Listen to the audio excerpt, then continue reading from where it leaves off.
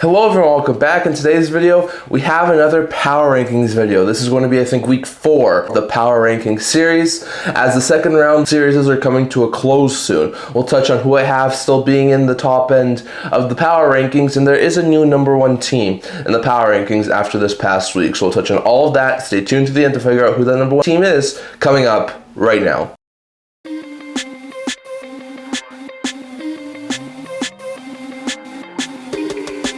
Hello everyone, welcome back to the video here at the End-to-End Hockey channel. Now once again, if you haven't already, don't forget to subscribe button down below, don't forget to leave a comment, tell all your friends. Best hockey content on YouTube is right here at the End-to-End Hockey channel. We're trying to hit 750 subscribers in the very near future, so I really do appreciate you guys if you want to subscribe. Also, don't forget to stay tuned for more live streams. I do apologize, I was not able to do my live stream last night for a Wild and Avalanche. My Wi-Fi was just very spotty. I think there was an outage or something, so I was not able to do the Avalanche Wild live stream last night. I am hoping to do a Sabres and Habs live stream tonight at 5 p.m. Mountain Time, and then I'm also hoping, but I'm not guaranteeing it at this point in time, to do Vegas Anaheim Game 6 on Thursday at 7:30 p.m. Mountain Time, and if it gets to a Game 6, I'm hoping to do Game 6 of Wild Avalanche on Friday in Minnesota at 6 p.m. Mountain Time. So once again, I don't know all of the logistics yet, and I might have some errands to run, so I'm not going to promise anything, but I'm going to try and do Vegas Anaheim on Thursday, and if it does wind up happening, Colorado Minnesota Game 6 on Friday. So I hope you guys all stay tuned for those ones, and stay tuned and up to date for more videos coming out in the very near future. On today's video, we do have another Power Rankings video. So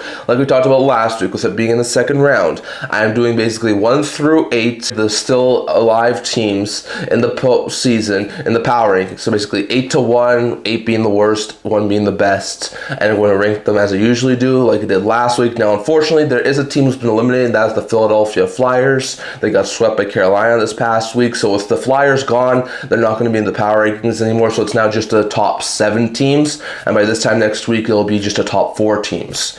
So very interesting note there, but we're going to start off here with the 7th team in my Power Rankings, still alive of course, and they're a team who's actually trailing in their series. They haven't looked great over the past 2 games, and have definitely been, it looks like, outclassed, and that is the Buffalo Sabres. Sabres got off to a pretty solid start on Wednesday as they took Game 1 in Buffalo 4-2. Looked impressive, Lyon was great, Byron tied the Sabres franchise record for most goals in a postseason by a defenseman with 4. It was all looking pretty good. They had the 1-0 series lead just like they did against Boston, and then disaster struck. They lost 5-1 on home ice to the Montreal Canadiens in Game 2, and 6-2 on the road in Montreal in Game 3. So not great stuff there. They're now trailing the series 2-1. Dobesh is playing out of his mind, only laying in 3 goals in the past 2 games, while Lyon's looking really leaky, giving up 11 in the past 2 games. So once again, I'm not sure what the Sabres do. They put in Ukko-Pekka Luukkonen tonight. I will be streaming Game 4, so it'll be very interesting, but I just can't put Buffalo any higher than 7 with the way they played the last 2 games. So unfortunately, they're going to fall down from 6th spot last week, and they're going to start here for this week in number 7. But still, they have some decent offensive weapons with Thompson, with Benson, with Doan. Defensively, not looking too shabby with guys like Byron and Dahlin in the net. Lyon, still all right, but the last 2 games have definitely been terrible for him. So very interesting note there, but Buffalo's going to start this week as the 7th team in the Power Rankings. 6th team in the Power Rankings, moving up from the 7th spot last week after being pretty decent and in a 2-2 series right now, entering tonight's Game 5. That is the Vegas Golden Knights. I have the Knights jumping up here to the 6th spot in the Power Rankings. If they had taken the 3-1 series lead on Sunday, I probably would have bumped them up a spot or 2 more. But because of them being in a 2-2 series, we're going to put them up here to the 6th spot. They're still looking pretty good. They started this week out with a win, 3-1 over the Anaheim Ducks. Marner was looking good again. Hart was fantastic. Then Game 2, they lose 3-1. It was a really good game there from the Anaheim Ducks. But then Game 3, they destroyed the Anaheim Ducks. 6-2. Marner had a 4-point night, first career hat trick. It was all Vegas for majority of that game. And then in the last game, and I'm definitely quite outplayed them. Score was a little bit closer than it probably should have been, but they lost 4-3. So once again, if they won that Game 4 and we're up 3-1 right now, it probably wouldn't bump them up to like 5 or 4, but because of them being a 2-2 series, I'm only going to move them up here to number 6. But still, they're looking pretty good offensively. They're looking great with Marner, Eichel, Stone. Defensively, not looking too shabby with guys like Theodore and Hannafin in the net. Hart still looking pretty dang good for the Vegas Golden Knights, and they still have a pretty good shot to advance to the conference final again. So very interesting to note there. But the Vegas Golden Knights are able to jump up here to the 6th spot in the Power Rankings. fifth spot in the power rankings after also going 2-2, the exact same series as we just talked about, is the Anaheim Ducks. Once again, not anything too crazy. They could have been down 3-1, but they avoided that. They had a 3-1 win. They had a 4-3 win in game 4. Sure, they got blown out in game 3, but they also lost very narrowly in game 1. So I like what the way Anaheim's playing. They're competing with Vegas. They're doing really good. We'll see how game 5 goes later tonight, but I think Anaheim, I'm just going to put a slight bit above Vegas just because I do like the way that they've been playing. They have been skiing a lot faster than Vegas, and on top of that, I still think Dallas still has yet to have that really good performance, and he is capable of doing that, whereas not so sure Hart is. So because this is a 2-2 series, I'm going to keep Anaheim here at the 5th spot like last week, but once again, we'll see how the game 5 goes, and we'll see if they're still alive next week when we do the conference final power rankings. But still, offensively, team's looking great with guys like Koje and Seneca and Killorn. Defensively, not too shabby with guys like Trouba and Lacombe, and in net Dostal, like we said, he hasn't been great, especially in that 6-2 loss,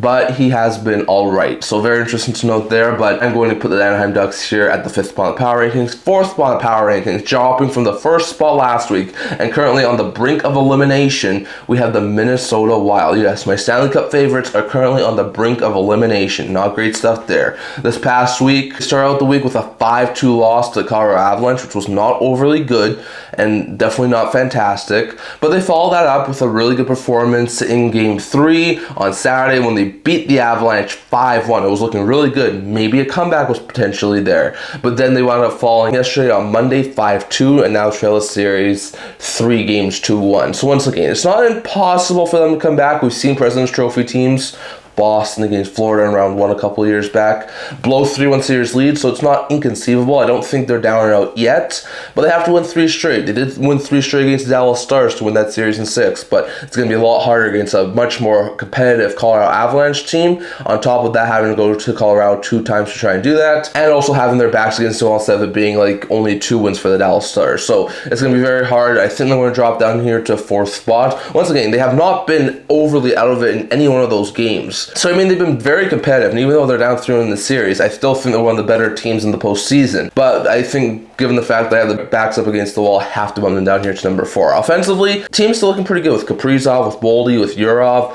Defensively, not looking too shabby with guys like Hughes and Faber, and in net, Wallsted's got back in the crease. He didn't look half bad even in the loss last night.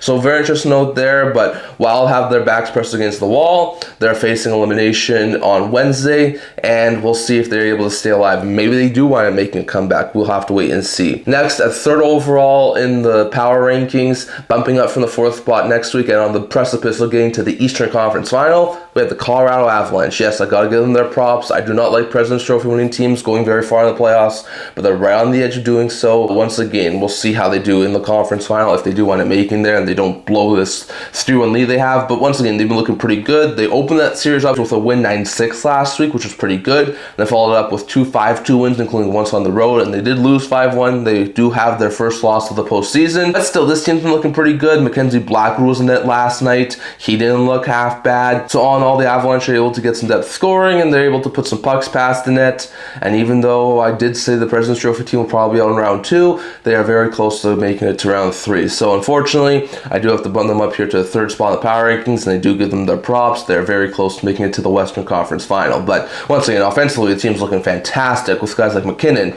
Kadri, and Colton. Defensively, not looking too shabby with guys like McCarr and Taves, and in net, Mackenzie Blackwood has been doing great stuff for the Avalanche since coming in just last game. So very interesting to note there. But the Avalanche are now on the precipice of making to the Western Conference Final. That's why I'm moving them up here to the 3rd spot in the power rankings. 2nd spot in the power rankings, staying there from last week. Currently having a series lead and could potentially put the Buffalo Sabres on the brink of elimination later tonight. We have the Montreal Canadiens, who, like we said, game 1 was not overly great. They wound up losing 4-2, and it was not looking overly good. But since then, Dobish has found his form, only giving up 3 goals in 2 games. The offense is clicking. Slavkovsky finally got a goal. Caulfield finally got a goal. Back-to-back 2-goal games for Alex Newhook. So the Habs are looking fantastic. They're getting scoring from everywhere. The defense is starting to lock things down. And unless Buffalo can pull off a couple of miracles and get some really big saves from Lyon or Ukko-Pekka Luukkonen, the Habs are looking really, really well to go to the Eastern Conference Final for the first time in a while, and first time in a conference final appearance since 2021. So really good stuff there from the Montreal Canadiens, as it looks like they are heading up in the standings, so that's very good stuff there for Montreal. And I think keeping them here at second spot in the power rankings is really good because I think they are one of the best teams in the postseason right now. Offensively, team's looking great with Newhook, with Slavkovsky, with Doc. Defensively, not too shabby with guys like Matheson and Hudson, and in net, Dobesh has been phenomenal for that Montreal Canadiens team. So all solid stuff there from the Habs, but they are second in the power rankings and the number one team in the power rankings, bumping up from the third spot last week and being the first and only team right now in a conference final. We have the Carolina Hurricanes, who swept by the Philadelphia Flyers and eliminated them. They are 8-0 in the playoffs. The first team since the current 4-round best of 7 series were made in 1987. The first team to go 8-0 in the first 2 rounds. What a start for the Carolina Hurricanes. Like, they have been fantastic and they're looking pretty dang good. So solid stuff there for the Hurricanes, but God, bump them up here to number 1. They are the best team right now, in my opinion, in the postseason. We'll see how they do in the Eastern Conference Final, where they usually seem to choke and can never ever wind up doing well, but we'll see. And it also depends on what sort of a matchup they get. Is it Montreal or is it Buffalo? But once again, with Carolina, they wound up winning in overtime over Philadelphia last week. They also wound up beating the Philadelphia Flyers 4-1 in Philadelphia, and then got another overtime win 3-2 over Philadelphia. So a couple overtime wins, a couple of more dominant efforts, and Carolina just eases past the Philadelphia Flyers team that had no offense, and they're now into the Eastern Conference Finals. So I think with all of that said, I got bumped them up here to the top spot in the power rankings. Offensively, team's looking pretty good with guys like Aho and Stankoven and Hall. Defensively, not looking too shabby with guys like Slavin and Gossesbear, and in net, Anderson has been phenomenal for that Hurricanes team. So very interesting note there, but I think after the start that they've had to the postseason, I've got to bump up the Carolina Hurricanes here to the top spot in the power rankings. So those are my power rankings. Just to recap, here are the top 7 teams in the power rankings entering Tuesday's game action. At the 7th spot, we have Buffalo. 6 is Vegas. 5 is Anaheim. 4 is Minnesota, 3 is Colorado, 2 is Montreal, and the number 1 team in the power rankings is the Carolina Hurricanes. Definitely. That's my power rankings as it sits right now. I would love to hear your guys' power rankings down in the comment section below. How would you rank the last 7 teams still standing in the postseason? And on top of that, I'd love to hear your thoughts down in the comment section below if you think I got anything right or wrong. I'd love to hear your thoughts down in the comment section below, but that's all I'm going to talk for today. Once again, if you haven't already, leave a like, leave a comment, leave a subscribe, tell all your friends. Best hockey content on YouTube is right here at the End-to-End Hockey channel. Also, don't forget to stay tuned for more live streams coming out hopefully later today at 5 p.m. Mountain Time for Buffalo, Montreal, and then hopefully on Thursday for Vegas, Anaheim at 7:30 p.m. Mountain Time. And if it does wind up happening, Game 6 between the Avalanche and the Wild on Friday at 6 p.m. Mountain Time. So if you guys are all able to stay tuned for those ones, and I can't wait to see you guys all for the next few videos. God bless you all, and I'll see you all in the next one.